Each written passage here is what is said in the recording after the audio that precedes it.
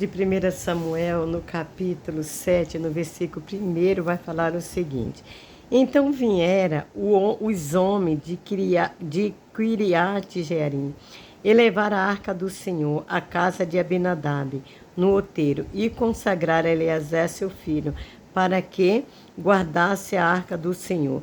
Sucedeu que desde aquele dia a arca ficou em Quiriate Jearim, e tantos dias se passaram que chegaram a 20 anos, e toda a casa de Israel dirigia lamentações ao Senhor. Aqui está um relato de como a arca do Senhor não teve o devido valor que deveria ter. Por 20 anos ficou na casa desse homem, ele que consagrou o seu filho sacerdote para cuidar da arca do Senhor. Ficou ali 20 anos, mas depois que o rei Davi mandou buscar a arca de lá para Jerusalém, e durante o trajeto, ali então, eles colocaram a arca sobre um carro novo e sendo guiado por animais. E então, um homem que tocou na arca, com medo que ela fosse cair, porque os animais tropeçaram, ele também morreu. E Davi ficou muito temeroso e não quis levar a arca para Jerusalém. Então, ele mandou aquela arca, que está aqui, ó, e ficou a arca do Senhor em casa de Obed-edom, o geteu, 3 meses, e o Senhor abençoou toda a sua casa. Aí então Davi recebeu a notícia que Deus estava abençoando este homem, porque a arca estava na casa dele. Isso é que dar valor para a presença de Deus, porque a arca representa a presença de Deus. Ali estava os mandamentos do Senhor, as tábuas da lei, estava o maná dentro de um jarro de ouro, ali estava a vara de Arão que floresceu. A arca representa a presença do nosso Jesus. Tudo naquele tabernáculo ali no deserto representava a tipificação de Jesus. Para você ter uma ideia, não era para ser carregado de qualquer jeito, não era para ser carregado por animais, nem por carros, não. Era para ser carregado por homens, escolhido por Deus, sacerdote, assim como eu e você, que fomos lavados e remidos no sangue de Jesus, fomos comprados pelo um alto preço. Jesus morreu ali na cruz do Calvário para nos dar vida em abundância.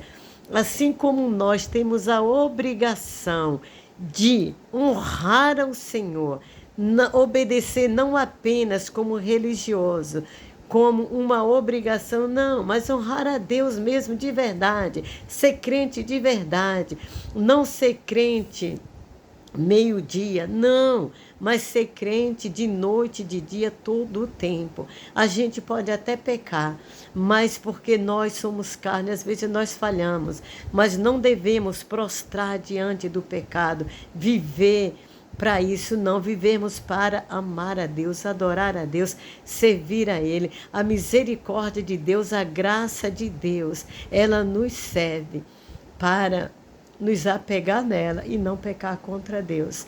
A Bíblia vai dizer, olha, a carne é fraca, mas o espírito é forte. Isso quer dizer, nós não precisamos nos apegar à carne, porque já sabemos que ela é fraca, mas temos que nos apegar ao Espírito de Deus, porque este é forte. Este vai nos ajudar a resistir ao diabo e ele fugirá de vós. E assim entendemos que nós somos embaixadores de Deus. Nós somos servo do Senhor. Servimos a Deus. O Espírito Santo de Deus testifica com o nosso espírito que através da fé Na morte e sacrifício de Jesus e na sua ressurreição, nós nos tornamos filho de Deus.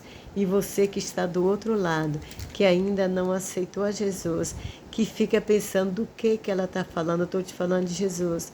Eu estou falando do Espírito Santo que regenera, que transforma, de Jesus que é o nosso libertador, que é o nosso Salvador, que não leva em conta os nossos pecados. A partir do momento que nós aceitamos a Ele, Ele joga todo o nosso pecado no mar do esquecimento e faz tudo de novo. Eu estou falando do pão da vida, eu estou falando da água da vida, eu estou falando da luz que ilumina toda a tua mente, todo o teu coração, que nos transforma, aquele que imprimiu a palavra dele no seu coração. Isso que eu estou falando para você, ele já imprimiu aqui dentro. Eu não sou nenhuma pregadora da palavra de Deus, não sou. Eu sou apenas uma diaconisa a serviço do Senhor, a serviço da casa dele, a serviço dos pastores, o anjo do Senhor que Deus botou na igreja para cuidar de nós. Eu estou ali para servir no que eles precisar, servir aos meus irmãos que estão ali. Mas é uma obrigação ir de pregar o evangelho a toda criatura. Esse foi um mandamento que Deus deu para todos, não foi só para os pastores, nem para os missionários, não. Foi para todos que receberam a Jesus como Senhor e Salvador. Falar dele é o maior privilégio da minha vida. Se eu for falar de mim, acredite, até para dar um testemunho eu tenho dificuldade, mas para falar da palavra de Deus é o meu maior prazer. Falar desse Deus que me salvou. Você não sabe quem eu era, mas eu sei. Você não sabe onde eu andei, mas eu sei.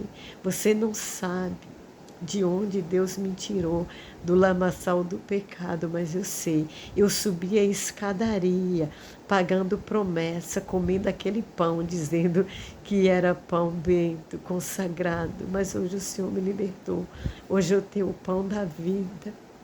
Ah, Jesus, você precisa receber esse Deus. Você precisa conhecer quem Ele é. Você precisa sentir a presença do Espírito Santo, amigo. Se você ainda não aceitou a Jesus, aceite. Esse Deus é lindo. Ele pega o nosso pecado, Ele lança no mar do esquecimento, Ele não lembra mais. Ele nos ajuda toda vez que a gente cai, Ele levanta. Mas não devemos nos apegar à misericórdia do Senhor para pecar, não. Devemos nos apegar à palavra dEle para ser fiel a Ele em todo o tempo. E entender que a palavra dele não falha. Quando ele diz, olha, fuja da aparência do mal, ele deu testemunho de Jó para Satanás. Viste o meu servo Jó, um homem temente, íntegro e que se desvia do mal. Por que ele deu testemunho de Jó? Ele sabia que Jó não ia pecar contra ele. Então, meu amigo, não fica olhando. Se muitas vezes você fica pensando, mas tem tanto crente que é fingido. Não, não olha para o crente, olha para Jesus. Ele diz, olhai para mim, eu sou o Cordeiro de Deus que tira o pecado do mundo. Jesus veio para nos reconciliar com Deus. O homem não veio para te reconciliar com Deus, mas Jesus veio. O homem não deu a vida por você, nem pastor, nem pregador, nem diácono, nem ninguém, nem diaconisa. Quem deu a vida por você foi Jesus.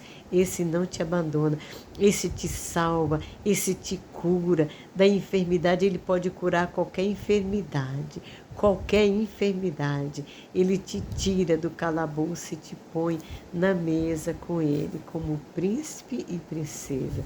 Que Deus te abençoe e te guarde, que a luz do Senhor resplandeça no teu rosto e que te dê a paz em nome de Jesus. Amém.